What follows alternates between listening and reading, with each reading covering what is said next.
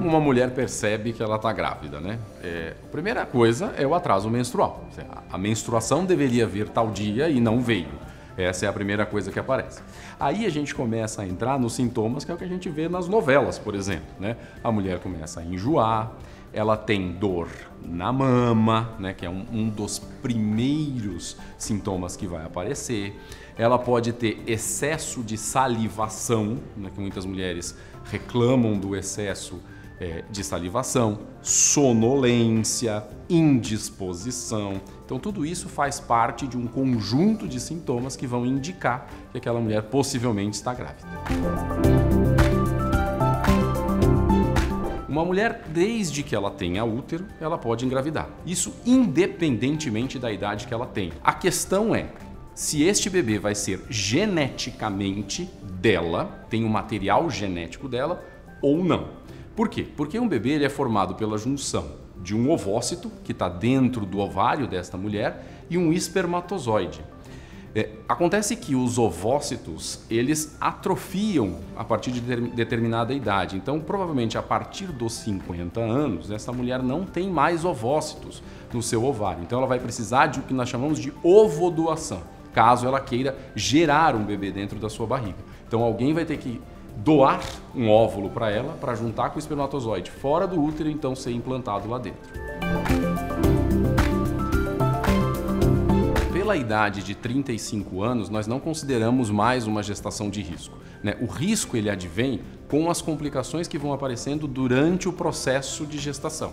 Então, ela teve uma pressão alta, então passa a ter uma gravidez de risco. Ela teve um diabetes, ela passa a ter uma gravidez de risco. Ela tem um bebê com algum problema, alguma malformação. Essa gravidez passa a se chamar de risco. A gente sabe que depois dos 40 anos de idade é comum que esses riscos sejam muito maiores, né? Então essas gestações elas tendem a ser muito mais de risco. Mas é algo que a gente vai avaliando consulta a consulta. Muitas gestações elas começam tranquilas e durante o processo pode aparecer alguma patologia que faz com que essa gravidez então passe a ser uma gravidez de risco e requeira uma atenção maior. Gravidez química nada mais é do que uma gestação em que evoluiu para um abortamento, quer dizer, não houve a evolução daquele embrião muito precocemente. Então, isso fez com que nem pelo ultrassom eu conseguisse detectar que havia uma gestação.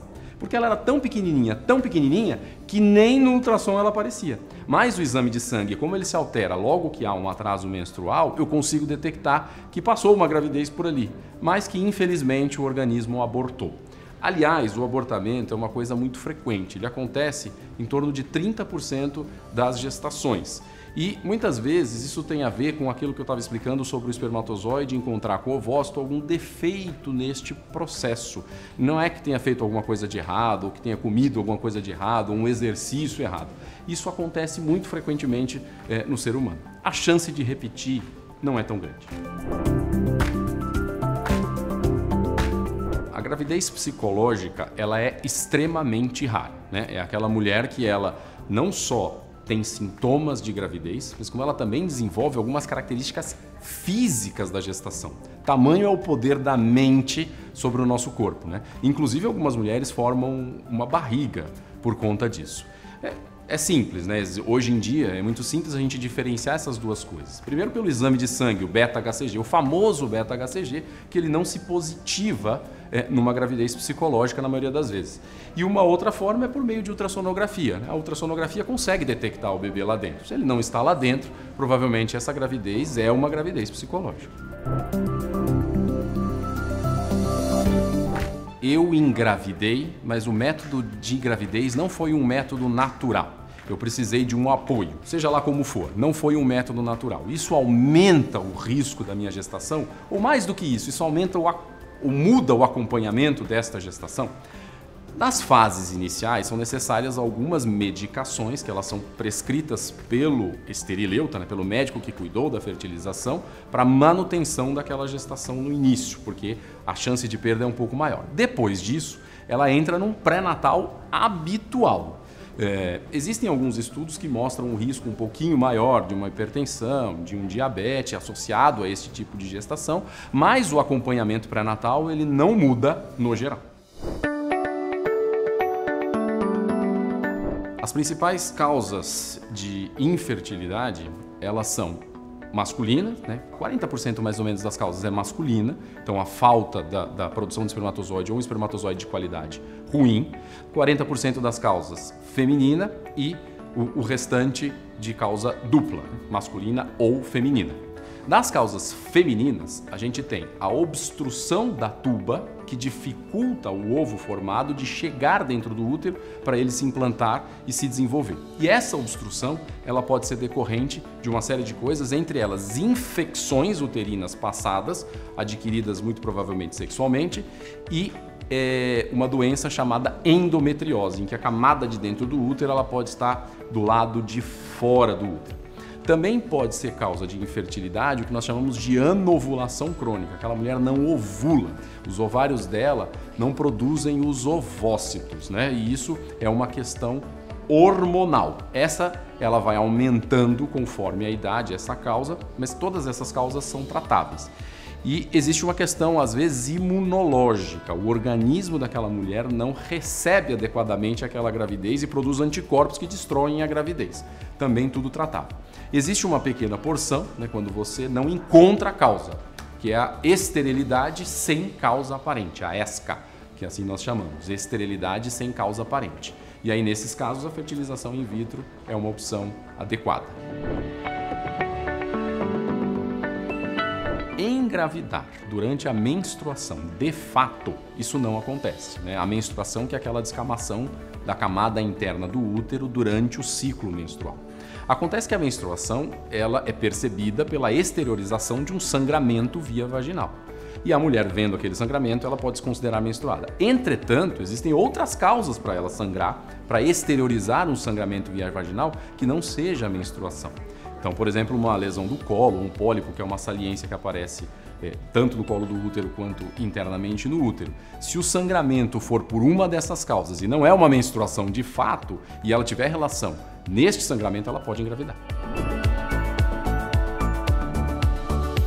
Existem vários métodos contraceptivos, inclusive com eficácias diferentes. Existem os métodos comportamentais, por exemplo, eu vou detectar qual é o momento do meu ciclo em que eu ovulei, né, geralmente por volta de 15 dias após a menstruação, e não vou ter relação nesse período. Ou vou ter um coito interrompido, quer dizer, no momento em que meu companheiro vai ejacular, ele ejacula do lado de fora da vagina e não no interior. Acontece que esses métodos, né, que nós chamamos de métodos comportamentais, eles têm uma eficácia muito baixa. Então, a chance de você engravidar nesses métodos é muito alta.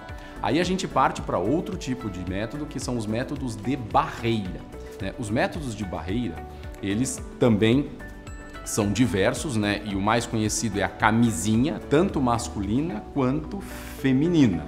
Elas têm uma eficácia muito melhor do que a eficácia dos métodos comportamentais, mas ainda longe dos métodos hormonais. E aí os métodos hormonais é o que nós conhecemos. Existem as pílulas anticoncepcionais, existem os adesivos que eles são colocados na pele, existe o anel vaginal, que ele é colocado no interior da vagina, e existe o implante hormonal, que é um que coloca no braço e que dura 3 anos.